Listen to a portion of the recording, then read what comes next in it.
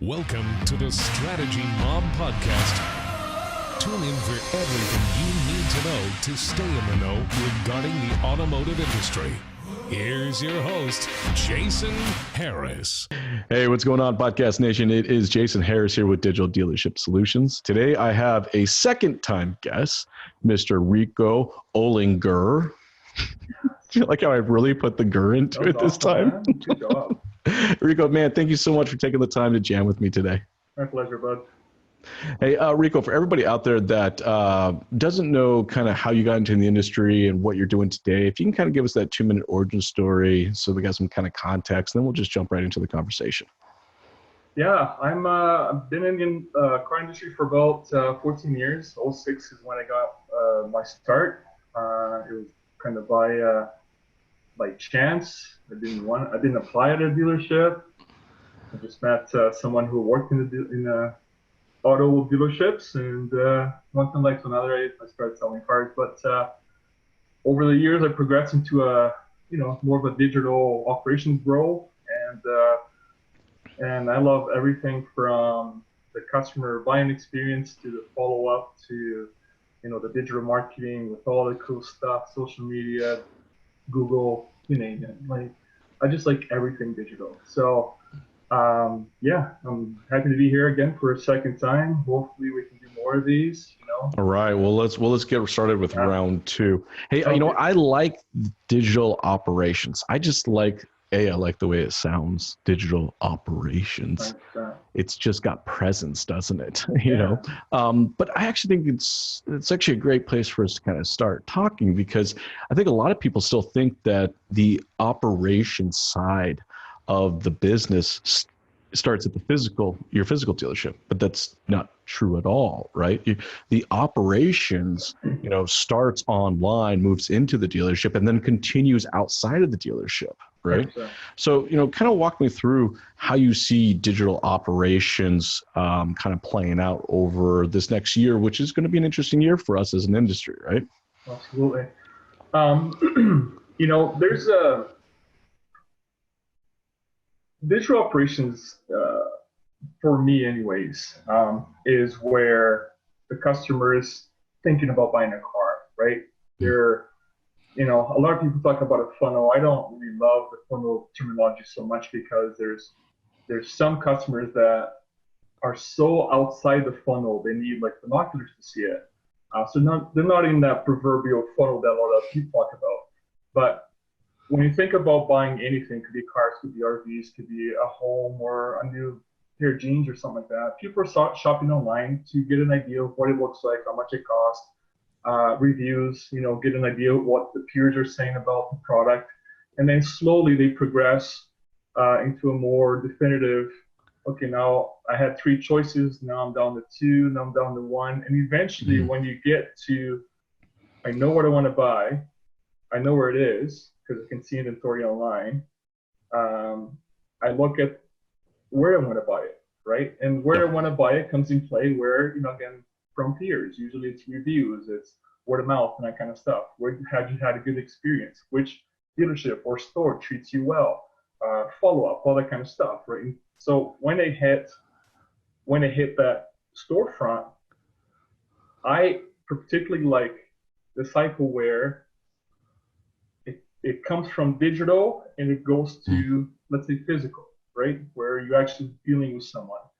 I like taking the leads and converting them into sales. That's kind of what I like. I like the follow up. I like using all of the cool tricks that you've learned over the years to, get a sale, because that's your job.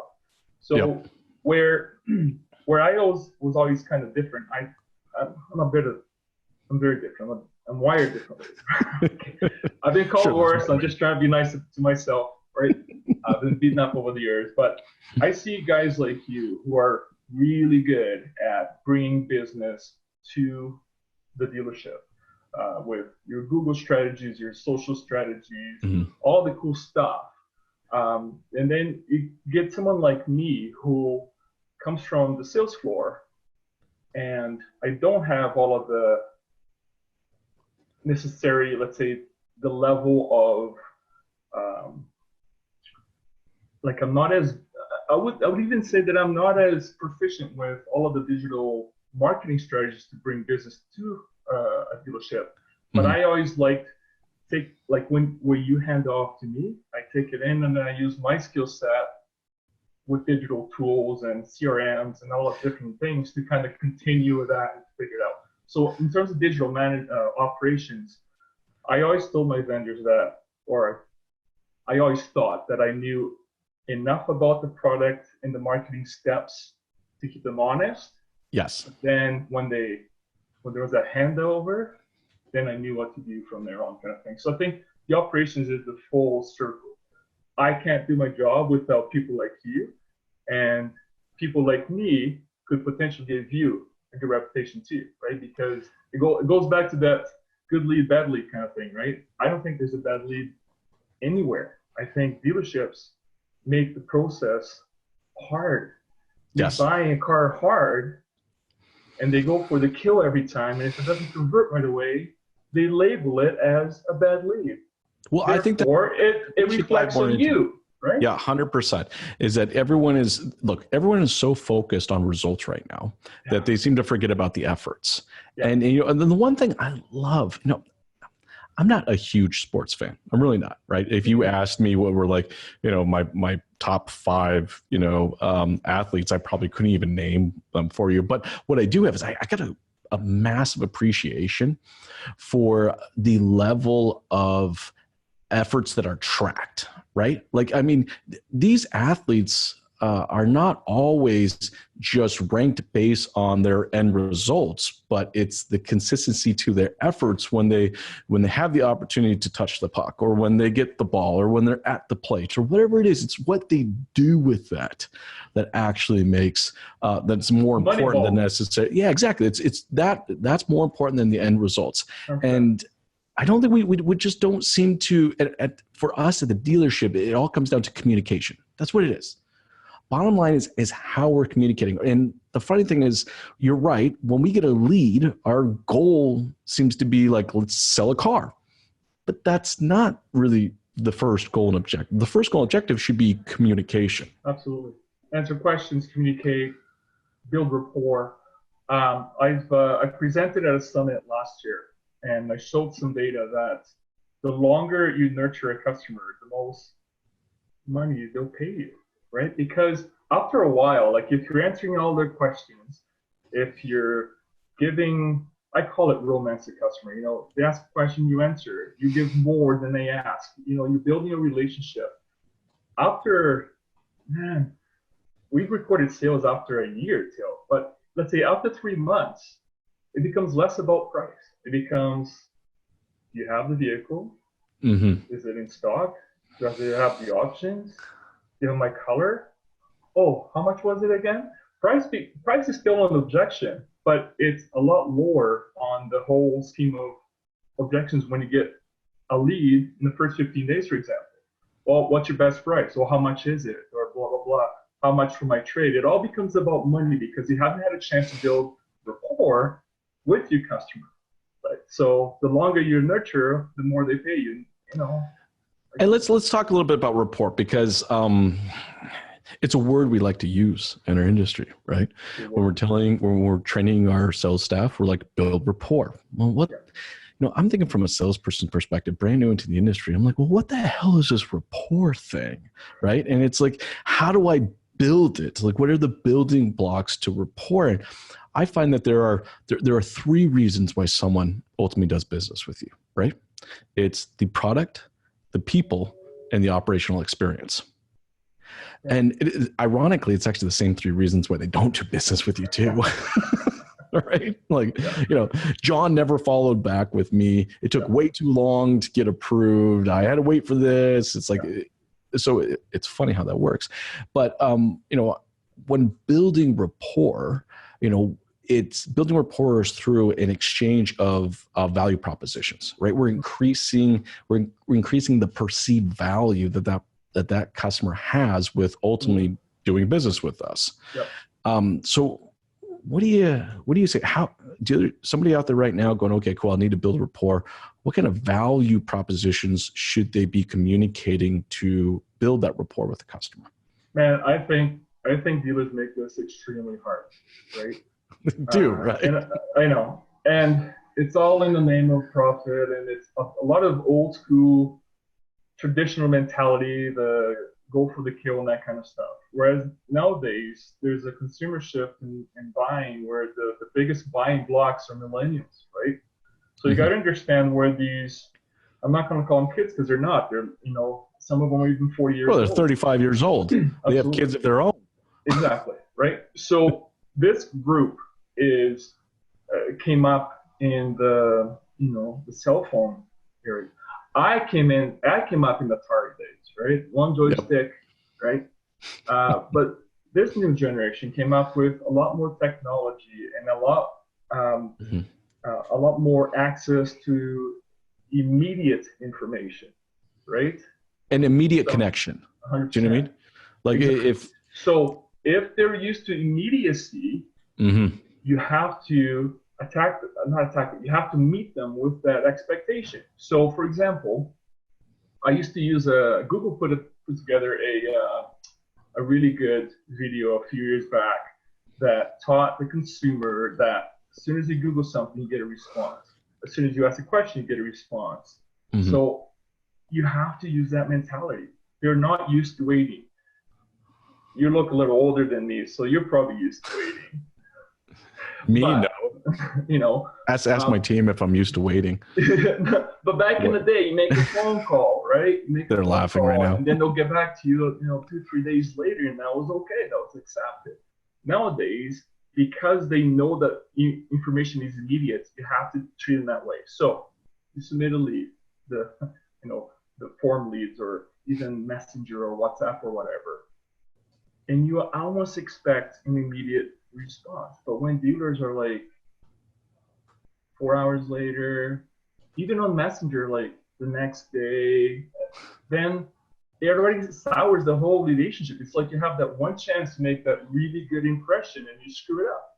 So what I teach my clients is... But we definitely don't want to create that first impression and use a freaking template. But then it just literally shows like you don't give a crap. Yeah, exactly. And I am so against autoresponders too, right? Right? I mean, it's templated and it's general. This. I post a lot on LinkedIn about my mystery shop experience, and I'm starting mystery shop different industries now. That's cool. Yeah, and I'm learning a ton. There's some that are really good, but there's some that are just shit the bed, right? And it's not that hard. I typically go like this. I find the website, I go to their product lineup or whatever they're selling, and I find what they have the most, because that tells me that's their number one seller, right? They'll stock the most of. And then I'll send the lead on there, and I'll ask 2 questions, very simple questions. For example, if I'm buying a car, I'll say, what's your best price and what's my lowest payment kind of thing, right? I want to give them a chance to start building rapport with me. Yes. So it's when I get all of the, when can you come in? Or call me and I'll tell you, or all that kind of stuff. It's like, sorry, I give you the one chance so we can start building a relationship. And I think that's key. People do want to actually make a connection. 100%. I mean, look, this is not a small purchase. Okay. You're making a 15, 20, 20, 30, 40, 50, whatever $1,000 transaction. All right. Yes, I'm interested in purchasing the product, but I'm also interested in making a connection with someone that's going to help me or assist me through the purchase of that product. Yeah. I mean, what are you really saying to the customer when your response back was, hey, thanks for your response. I appreciate it. Give me a call when you have a moment. Like, I mean, break that out. Like, really break that down. It's literally, like, on one hand, you're saying thank you. And the other hand is like, I got no freaking time for you. Exactly. Okay. Like, give me a call sometime and I may or may not answer the freaking phone. Yeah. You know what? I think it's one of the simplest things you can do is just like, you ask me questions right now and I'm answering. It's not like I'm putting you on hold and like, it's conversational. We expect that. And whether we're reaching out with social media, messaging apps, or the traditional form email or form submission on a website or a phone call. Like, let's take this to traditional, right? I call up a dealership. Hey, do you have this in stock? Oh, yeah, well, let me get information and let me go find out. Oh, actually, hang on a second. Let me walk to the outside the lot. Oh, yeah, I see it. Here, let me send you. Like, they're not going to put you on hold because they're placing value on customer intent by source right now, and they shouldn't. That's a mistake. People contact you different ways because it's their preference. Okay. Sure. Some people like to walk in the dealership. They like, typically the older generations like to, the handshake, and those are their core values, right? So they prefer walking in.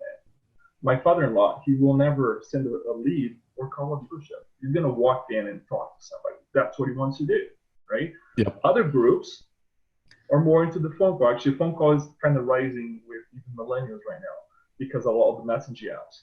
But you should not discount a lead that comes through your internet or your website or a messaging app as not serious or top funnel. That's a mistake that a lot of dealers do. It's just the customer's preference. It's how they want to talk to you. So, well, it's how they want to connect. 100%. It's literally their way of testing to see how much you actually give a damn. Yeah. It is. I mean, let me send you an internet lead real quick. All right. Depending on your response, all right, the quality of your response, the time it took for you to craft that response is going to let me know if you actually give a crap about me as an individual. Look, that's what it's saying. If you're responding, quickly with an autoresponder, okay, so you care, but obviously not enough to personally write me as an individual. If you respond, within a reasonable amount of time that answered my question and really kind of asked for an opportunity or gave a value proposition on why we can continue to have a conversation. Right? Like, for some reason, I've always been kind of dumbfounded by this, is that we'll respond to a lead with the information they ask. Like, that's enough of a reason to continue to have a conversation with someone. It's like, okay, well, it's like, congratulations. You answered my bloody question. Thank you so much. You passed the test. Like, I'm probably more willing to ask you more questions now that I know that you're going to answer them. Exactly. But I still think the customer even wants more than that. It's not, yes, give me look, see, I think what it is, the customer doesn't want us just to meet their expectations. They want us to exceed the expectation. Yeah. So I send an email in, or I phone you, and I ask you a question. All right. My expectation is that you answer it. That's meeting of the expectations. Right. But then the next question, or what our goal and objective should be as a dealership, it's like, okay, fine. I've met the expectation. They had a question. I answered the question. There we go. We've met it. How do I exceed that expectation? Yeah. And I find that's where a lot of, I'm looking for opportunities, efficiencies in this new year. Yeah. Right. And I'm seeing that's where that big opportunity is. 100%. I think there's too much friction in the process. Friction was a word I first learned. And I didn't understand it back then, but it was at a Google a meeting in New York City, and this guy came on stage. He's like, "Yeah, you got to remove the friction." I'm like, "What are you talking about?" But man, I'm thinking friction. I'm like, what am I rubbing up against people or something like that? I got to remove that. Friction is anything that stops. I'm not going to get physics or into physics right now, but you have something in motion. Friction slows that down, right? It's just the basic definition, let's say. Now, let's talk about friction in emails. Mm-hmm. And again, I'm referencing a lot of the results that I'm analyzing on these mystery shop rounds. And it's starting to be very common right now. And I don't understand why, but a lot of the emails I get back are like, please acknowledge the receipt of this email, and then I'll send you all the information. Yep.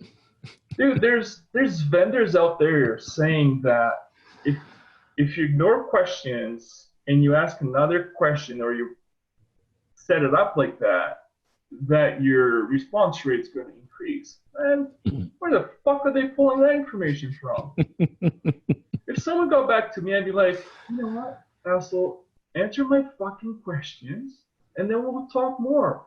But you know what? There's technology. It's not new technology. It's been around for a while that you can tell when someone opens your email. You don't have to physically ask them, like, please let me know if you got this email, and then I'll get back to you. Kind of like, fuck you. Like, just use, if you're not using that technology, use it. There's CRMs out there. There's mail programs out there. You can put codes. As soon as they click on the email to open or read it, it will let you know. So you don't have to ask stupid questions. That's just friction. You got to kill the friction, right? So we got to kill the friction. I'm with you on this. All right. My question to you, Rico, is how do we exceed the expectation? What do we say? What do we give them? How do we exceed that expectation? Okay, let's focus on automotive then, right?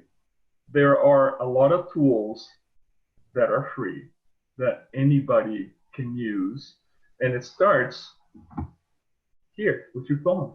Right? Sure, that's a good way to do it. So what can your phone do?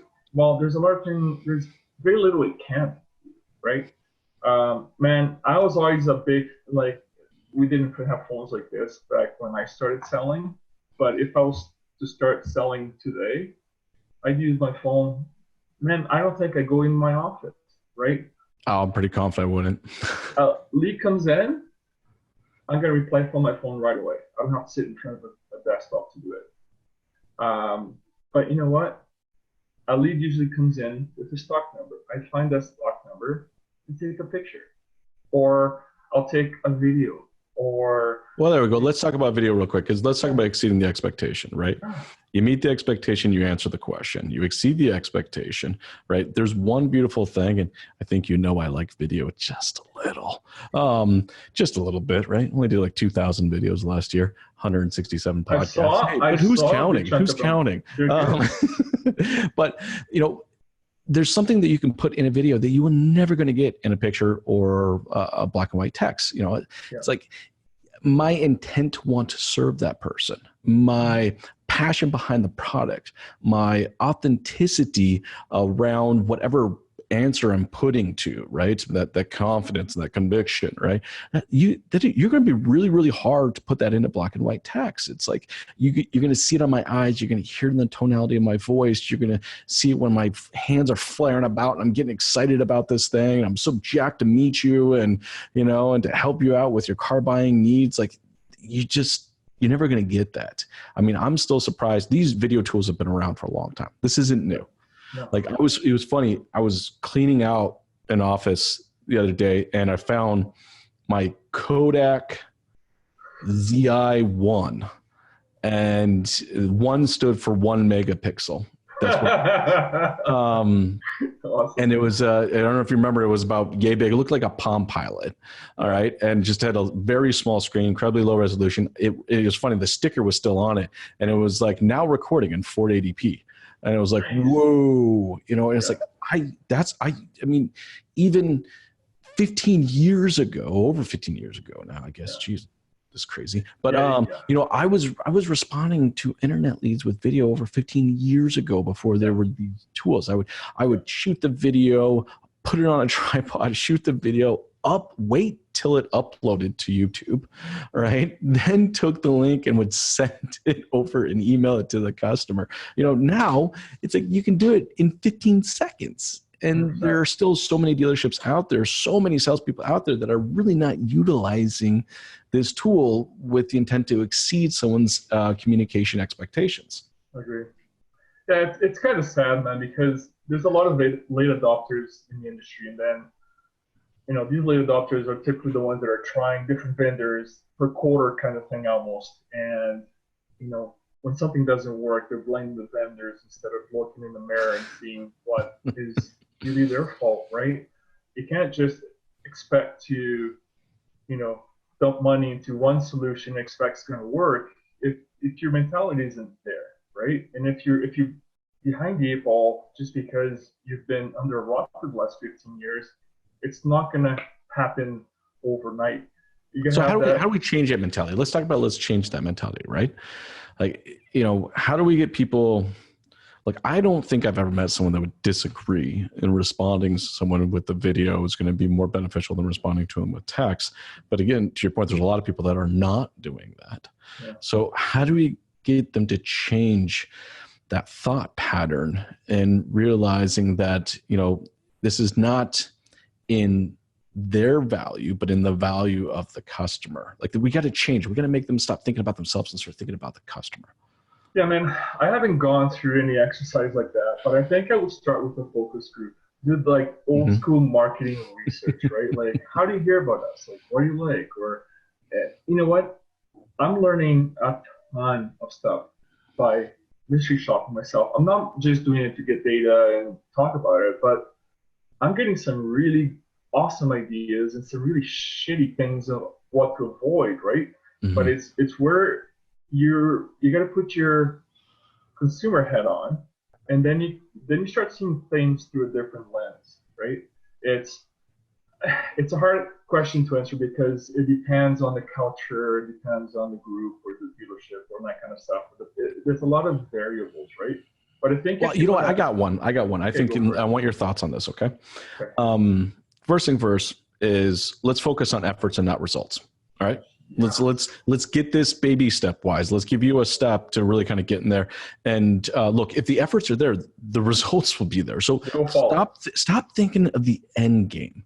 Stop measuring leads to sales. Stop doing that. Like, let's just, for the love of God, stop doing that and realize that there are events and goals that have to happen in between there. Right. I think as a dealership, one of the ways that we can change our mindset on that is to really start looking at our leads to communication ratio. Okay, fine. We're getting 1,000 leads coming into the dealership. Well, I hope you are, but let's say hypothetically you are 1,000 leads coming into the dealership. At what percentage of those leads are actually communicating back to us? Right. Like, what's my batting average with these people? 100%. Yeah. So then we can make that a goal and objective. So how do I increase my communication efforts? I want, instead of only 20% of those leads responding back to me, I want 40% of those leads, getting into a conversation with me. Yeah. But you have to segment it out like that. If you're always focused on the lead to sell, then you're never thinking of it that way. How would a dealership ever alter or enhance their communication efforts if they're not looking at it that way? Yeah, I agree with you. I track that with my clients too. And it's really cool that you say that, because I think in order to kind of increase that number, you have to have that process that understands that not every single buyer is an immediate buyer. Because again, the shopping results that are coming in, I think it starts with the selling culture at the dealership. Everybody starts to, or kind of ends at that 15 to 20 day with a follow-up. And that's your low-hanging fruit mentality. Once you get rid of the low-hanging fruit mentality, you're going to start tracking longer periods of time. And that means now you're tracking 1 month, 3, 6, 12 months. And those numbers change depending on your time frame. So you have to be aware of that, because if in the first 15 days, I'll bet you, man, you maybe have 10, 15% that talk to you. But if you extend that, because customers will ghost you, they'll send a lead. Exactly. And they're not just going to send you a lead, by the way. They're sending 3 leads to 3 dealerships, and they're getting that back. And then some dealerships are more aggressive than others, and customers like, oh shit, too much. I'm gonna just let it chill for a little bit. And it's the ones that are like moderate, let's say, with the follow-up, that have a better chance of getting a reply. But that reply could be 4 months down the road. And if you're not having a process that targets that customer 4 months down, you're never going to see the true number of form permissions, so the unqualified lead, to the contact, because that's important. The length of time is super important. So there's 2 things here. Canada and the US, they're very different. In Canada, we have Castle. You submit a form lead, you give dealership express consent to be able to follow up with you the customer for 6 months. That's Yep. what you get. In the US, they have the can spam law, which is awesome. I know. If you I wish the can spam law was in Canada. But you know what? Even if it was, though, it doesn't matter. We barely even use the 6 months anyways. You know what I mean? Like 2 weeks, man. You know, everybody's on this short-term go for the kill, right? Their communication strategy is pretty much stopped there, right? The strategy behind what I'm going to you have to have a communication strategy for the first 30 days that it comes in, and then there's 60. Change your selling culture. Your selling culture is still winning for the kill. You have to go long term. People want to. Yep. You can't build a relationship in 2 weeks. You have to build in long. But you have to measure it too. It's like you understand. Like you got to measure. It's like if you got leads that are 60 days old that haven't communicated with you, your communication strategy has to change with them, and you got to keep building and building and saying, all right, what percentage of those 60-day-old leads, all right, are communicating back with me when I send them this, or if I send them this, or if I send them this. It's like communication is there's an A, B, C, D, E testing. Like you're constantly be testing on it. But the only way to get to that place is that you have to have just a mental shift, a mind shift from results to efforts. Well, that's exactly what I mean, right? And the results is always driven by your selling culture. Yep. Right? The effort is a different, you have to shift. I 100% agree with you. I don't have the fancy words that you use, but it all changes when you have to look at the whole picture. Right? Mm-hmm. You can't, like, if you go for the first 2 weeks, okay, then you're always going to get roughly about the same X contacted ratio. But when you look at the whole picture, if you're tracking it, if you're not tracking it, you should start tracking it. That's one of the coolest things I track, and I call it. The one metric I use, it's called, I call it days to sale, right? So I know when lead comes in, and then I track it until it closes at some point. And along the way, you can see how many points of contact and when was the first point of contact, all that kind of stuff. And I started tracking this a few years ago because I thought that was important. I was always intrigued with the consumer buying trends and behaviors. They change. It changes all the time. On the demographic, on the age group, on a whole bunch of things, right?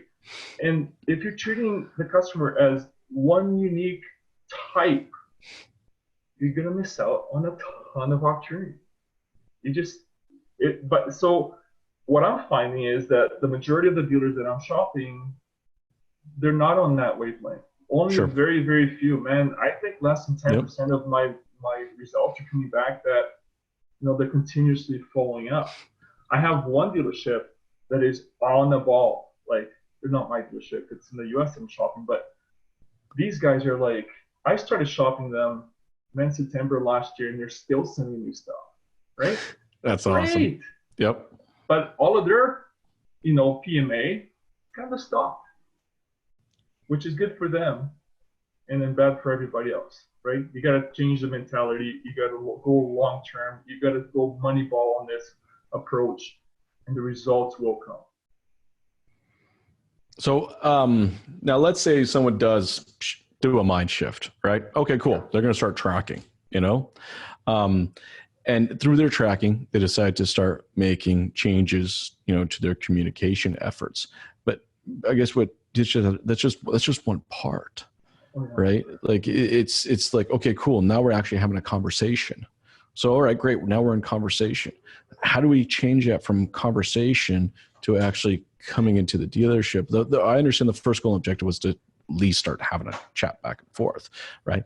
I'm looking at value propositions, what do we, at the end of the day, that's what it is. Value is all perception. It's all perception, right? Yeah. Look, I got shirts that cost me $45. I got shirts that cost me $245. That was a silly purchase.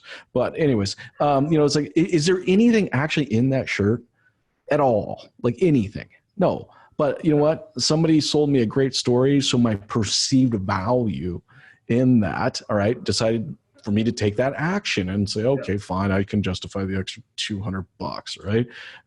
Didn't do it again, but still, it's the same thing. Like, you want someone to come into the dealership, all right, you need to alter their perception of value in doing so. When you're doing some of your, when you're helping dealerships out, where do you find the best value proposition is for a dealership to communicate to the customer that will help increase the probability of that customer coming into the dealership. Man, it's different all over the place, right? Mm-hmm. It depends on brand, depends on, if we're looking at urban or rural centers. It depends a lot of things. I think if you're a good salesperson, you're going to identify what your customer needs, and you're going to jump on those cues, right? Well, actually, I think that's a great point, right? We do a phenomenal job when someone comes into the dealership to build value in why they should do business with us right there on the spot, right? Mm-hmm. I mean, it's for years, that's how we've been trained. Yeah. It's like, we got to build value, we need them to take an action, and we need them to make a purchase like right now, right? But for some reason, all of that training that we do and that we execute on when the customer's in the dealership, we get into a conversation with them either online or over the phone or whatever. And it's like, we just kind of throw that out the window. I find that we're very good at building value within the dealership, but for some reason we don't seem to bring those talents over. Yeah. You know what? I think it's because a lot of dealerships, now, I'm going to get heat on this from your buddy, I'm sure. But you know who I'm talking about. Well, tell him to F off. Listen, let's look at some BDCs here.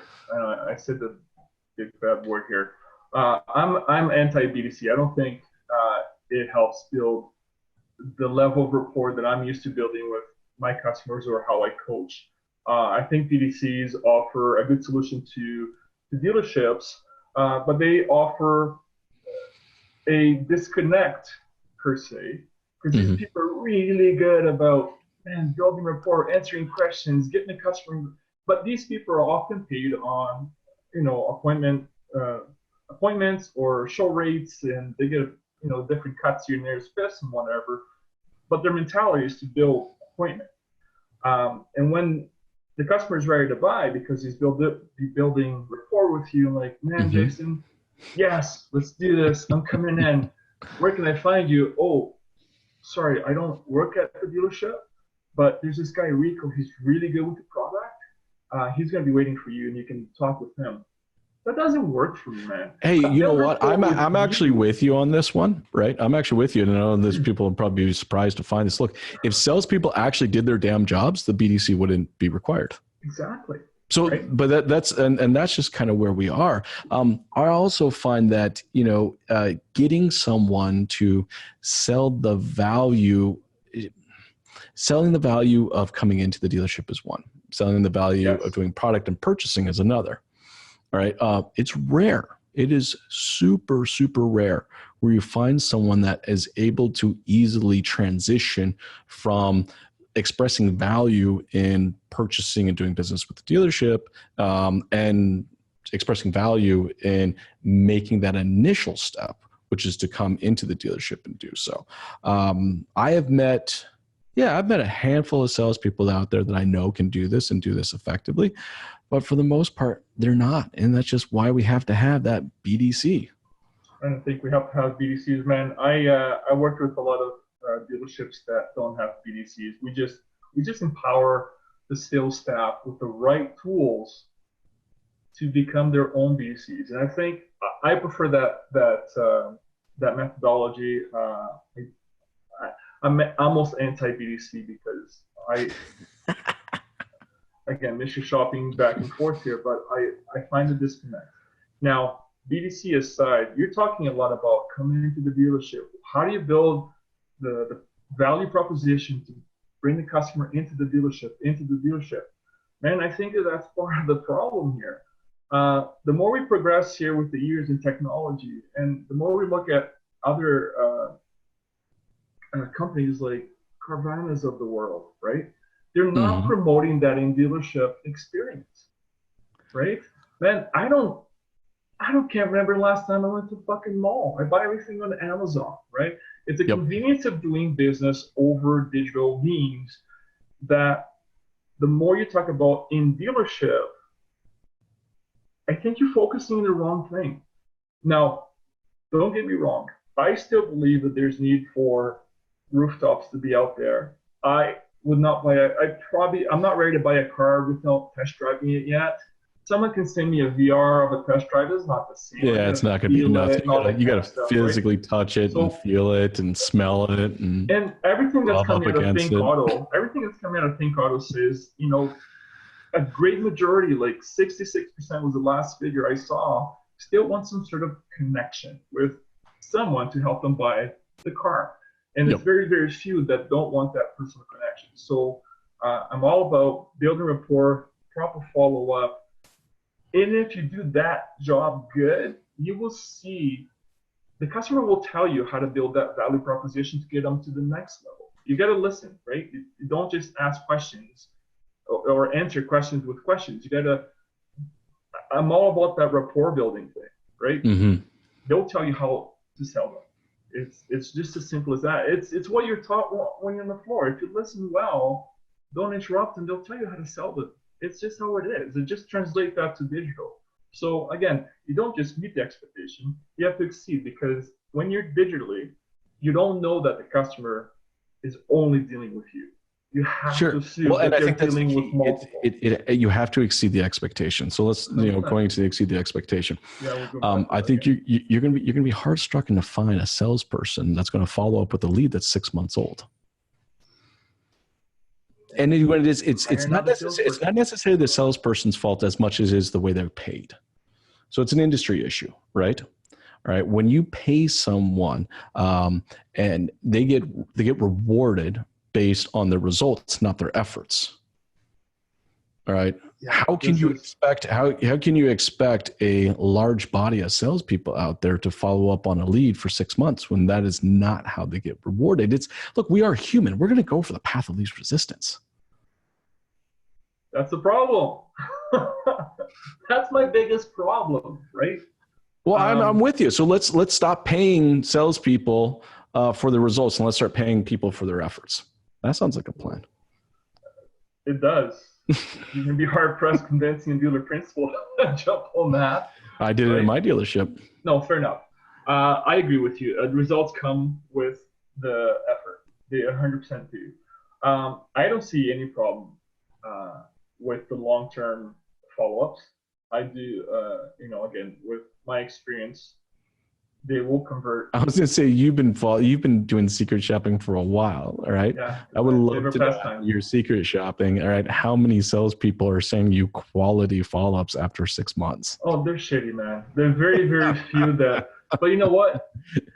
You don't know. And that's why I would push back on you why a BDC is required, because then that department's responsibility is to ensure that there's a quality response being going back out after 6 months. Because my point is, you can teach a sales team to perform like a BDC. Oh, of course you can teach them, but if you don't actually compensate them like that. Dude, here's the thing. So if you're a lead from today and you buy in 6 months, in that meantime, there's going to be walk-ins, phone ups, more. There's going to be in the first 15 days. All kinds of stuff you got to deal with. Yep. Okay? And by the time you get there, that 6 month lead will convert in X month or whatever, and it'll be part of one of your leads that you've been nurturing. The results, it doesn't matter when they come.